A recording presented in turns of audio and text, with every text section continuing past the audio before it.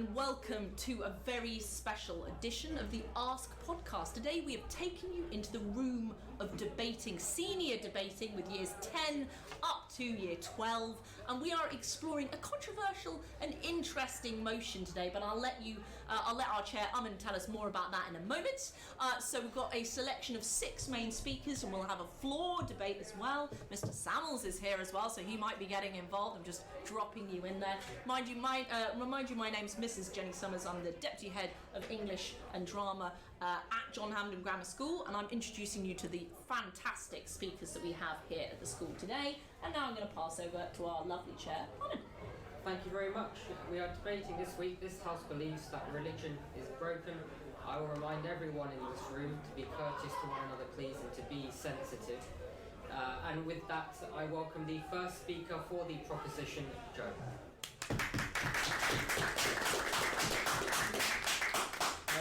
Thank you very much. So I think the first thing you have to look at is, what does broken actually mean? And in my opinion, broken means that something isn't fit for purpose, or it's not achieving its desired purpose.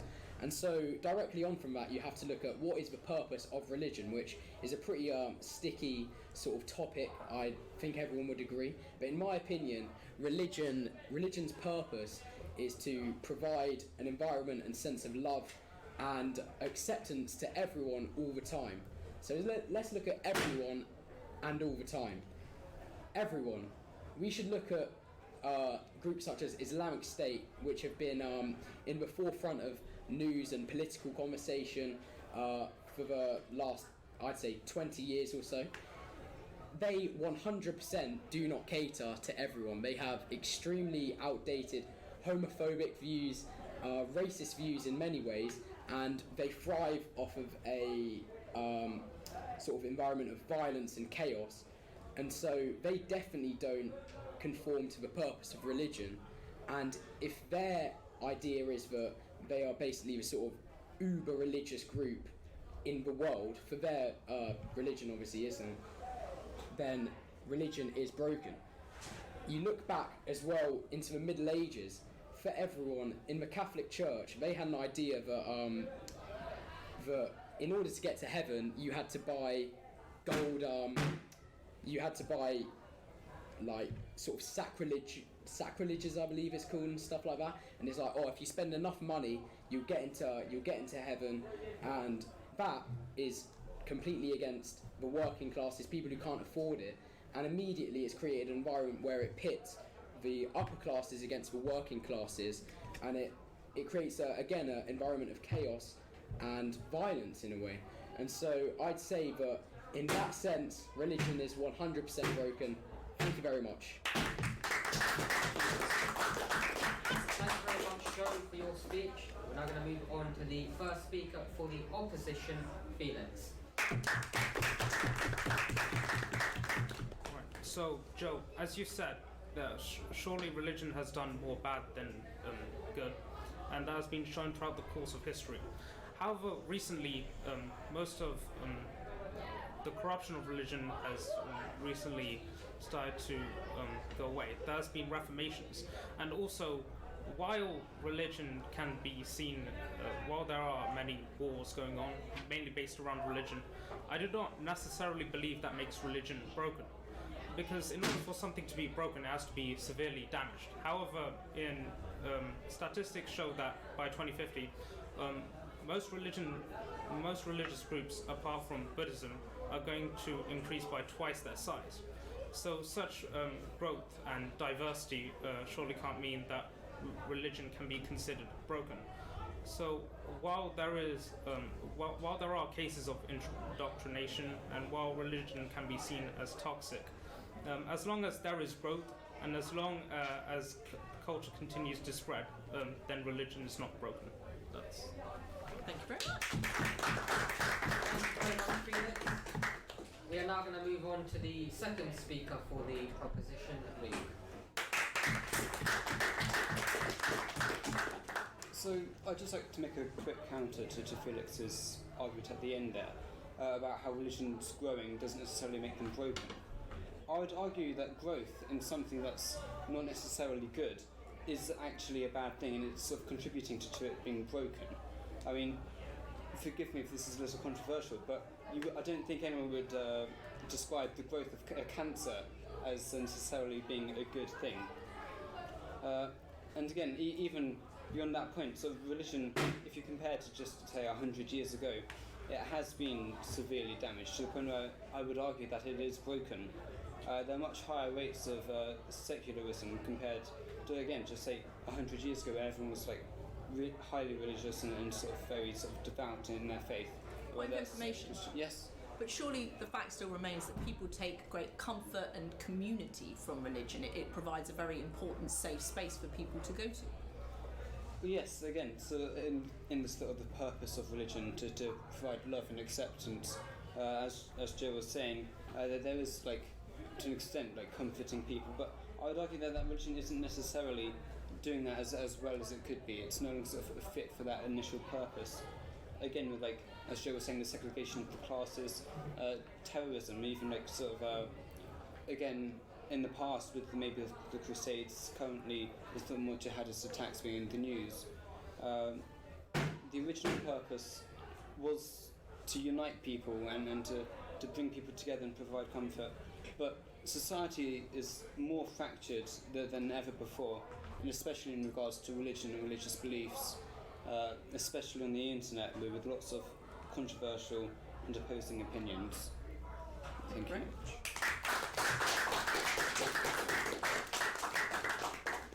Thank you very much, Luke, for your speech. And the final speaker before our full debate, we have Finn, second opposition speaker.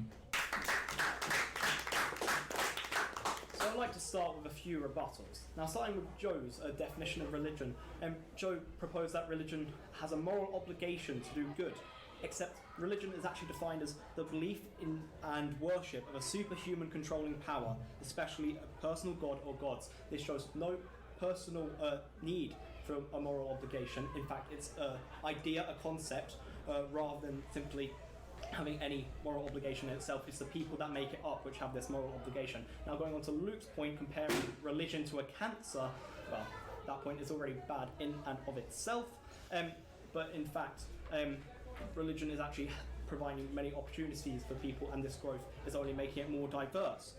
It's more diverse than ever, encouraging morals to be promoted and human rights preserved. Point of information. Accepted. Is religion necessary to promote human rights? It started being necessary because the first human rights were drawn up on Christian beliefs at first, but we no longer, I agree that now we don't have a complete need for religion in these conducting of human rights, but that doesn't mean religion itself is broken.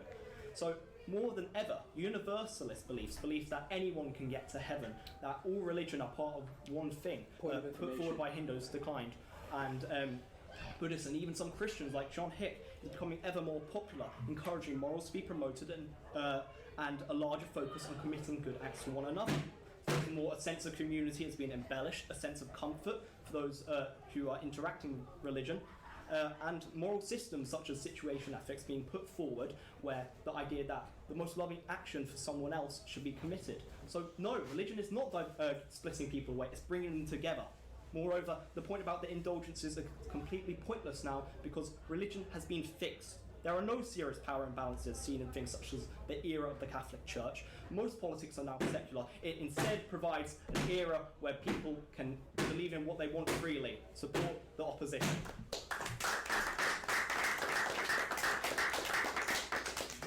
Thank you very much, Finn, for your speech.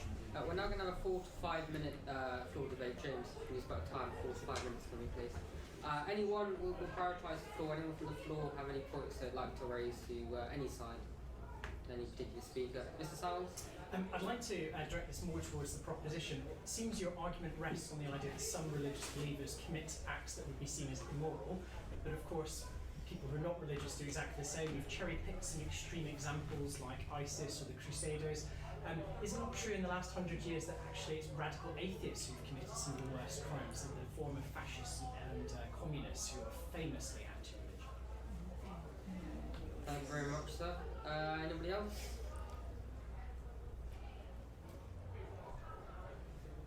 Alright, if we've got no points currently, I'll raise one myself. What do both sides think of the effect that religion has had on people, particularly in the troubling times we're now emerging from, and how religion can be a form of relief and escape from the coronavirus, and how much havoc that's bringing to the world around us. Yeah, and I'd like to add another point related to that, the idea that for a long time people during the current pandemic were not allowed to worship in church, and how far did that contribute to showing how useful or broken or whatever, how does that play into that kind of debate? I think that would be an interesting angle to explore. Dan, your speech is coming up, so I'll ask that you answer it there. Any Mr. Samuels again? Well, just to play devil's advocate, I'll chuck onto the opposition as well.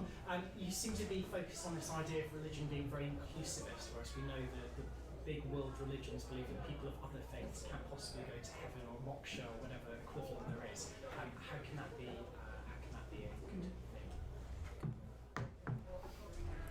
Thank you very much, sir. Anyone on the floor that has any response to that? Nobody on the floor. Will go to Joe first.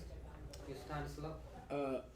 I'd like to quote J Hus, the rapper, when he said, "Only when you're stressed do you turn to religion," and I think that's a great sort of point almost, and I'd like to know what your thoughts on that are, and if it's only when you're stressed do you turn to religion, how does that imply that religion's broken, at least from a sort of personal perspective? Thank you for that modern example, Finn. In response to Mr. Samuel's point, yes, those opinions are still about, but they're becoming reduced ever more, especially with the rise of universalism. And I'd like to give the example of Corrymeela in Northern Ireland, where a reconciliation organisation where different religions can converse after the troubles which happened in Northern Ireland. It's a great way and how they can come together. So I think those kind of endeavours which are springing out and sprouting prove that religion is not broken but becoming better than ever. Very quick response. I just wanted to thank Finn for paying attention during year 10 RS. I think Harry had. Yeah, Harry? Do we not think that religion is actually just a route through life and how you should act and behave, but then there's some extremists which are a very small portion of a very large religion or religious groups that you're taking into account, and you're not actually taking the masses of people who follow the religion that they believe would provide them with a good life, basically, with the right morals and thinking. Very good point. Thank you, Harry. I believe it's about 4 to 5 minutes. Would you agree, James? It's nearly 4. So Alright, we'll take one more point. If anyone's got one more point. Yes, Henry? It is a very sensitive topic right now, but what's going on in the Middle East? I know you can say it's not to do with religion in a way, but one of the main reasons there is fighting is because of their holy land, which is Jerusalem. I just don't know if anyone's got any thoughts on how people are talking about religion creating peace. However, you've got two religions fighting over a holy land in a different country. Good point. Thank you very much, Henry. I think we'll move on now to the summary speakers for each side. So I now invite the summary speaker for the proposition, Dan. Well, I'd like to start by addressing the point that I think has been raised in the first half of this speech by the opposition, and also been raised in the floor more times, and that's this idea that we are picking out the negative aspects and not paying attention to the positives. And this is to some extent true. Of course, we are focusing on the worst aspects of religion. However, I would argue, and I'd assert, that if a religion does have negative aspects, then it's fundamentally broken in some way. It might be a small problem, it might be relative to the billions of people in the world, it might be a small problem, but it is still broken in some way. And I'd also like to agree with Joe's point at the start of this motion, which is that this motion is about whether or not religion is fulfilling its purpose. And this purpose is one of providing moral direction and moral guidance to individuals. And what I would state is that in modern society, religion is not necessary for this. People who are atheists, who are agnostic, who don't believe in any religion at all, can be just as moral, if not more so, than Christians, than Muslims, than Hindus, than every single type of religion. It's entirely possible. I'll take your point. So you put forward the idea that if anything has a flaw, then it's broken. Does that make, if we make mistakes, we have flaws, we are all broken husks of people? I think that's an unfair criticism to make. Well, what I would say is that if we make a mistake, we try to rectify it, and I would say that the same should be true for religion. If there's a problem with religion, it still serves that we should fix it and not just say, no, everything's fine, it's not broken at all, there are no problems. I think that's it's just missing the point. Now, what I would say is, my point effectively is that in the modern society, what religion has been able to do, in a minority of cases, but still it has been able to do, is move people to extreme positions which are not desirable. Now, it is not the case that every person who's religious is extreme, and it's not the case that every person who's extreme is religious.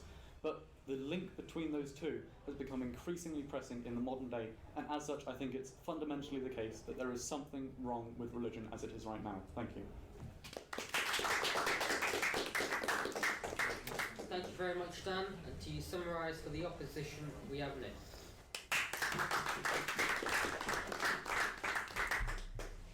So firstly, I'd like to argue against Dan's use of religion being fundamentally broken. I think the word fundamentally is used incorrectly. So what I'd say to that is that religion at its stripped core is actually fundamentally beneficial, as it provides a set of moral structures to follow. And so yeah, as James said, universalism, which I think is obviously growing. Yeah, so, and Joe was saying how JHGS says, you know, when we're stressed, we turn to religion, which I think is a good point for us, because those who find trouble in their day-to-day lives turn to religion in order to recalibrate their personal priorities, and to find and search for hope that is obviously hard to find without religion in some cases. And it also point of information. Yes. In the lyric it says only when you're stressed, and that implies that no one, when you're having good times, you don't say, oh, you know, thank God for this. It's only when it's negative do you think, oh, and so surely that has some link between the negativity in your life and religion. I still don't think that means religion is actually broken. In fact, it's just something that one can turn to when they're feeling uncomfortable. Yeah, so I think something that we've missed out was that it's the people's use of religious labels and manipulation of religion's core values. That's the problem, and not religion or the sole intention of religion itself.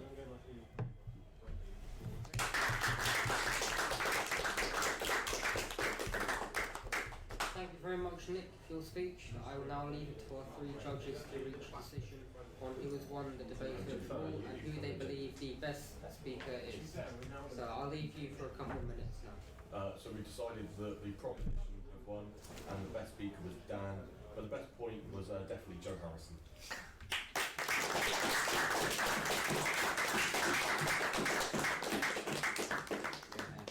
Excellent. It only leaves me really to round things off, unless you're wanting to add anything else. I haven't interrupted you, have I? Excellent. To say, of course, as I say every time, make sure you, if you've listened and enjoyed the podcast, subscribe via YouTube. Look for my name, Jenny Summers, Jenny with an I. This will be available on Apple and Spotify and so on. So there's loads of places where you can get it. Give us a review, give us a follow, or whatever it might be. Thank you to my lovely debating society for showing off what they're capable of today on a very tricky topic, but I think we just about navigated the waters. Thank you to the production team that no doubt will help me out with sorting out the editing on this, and hopefully the microphone doesn't sound too bad. So let's just wave a nice goodbye and say goodbye. Bye.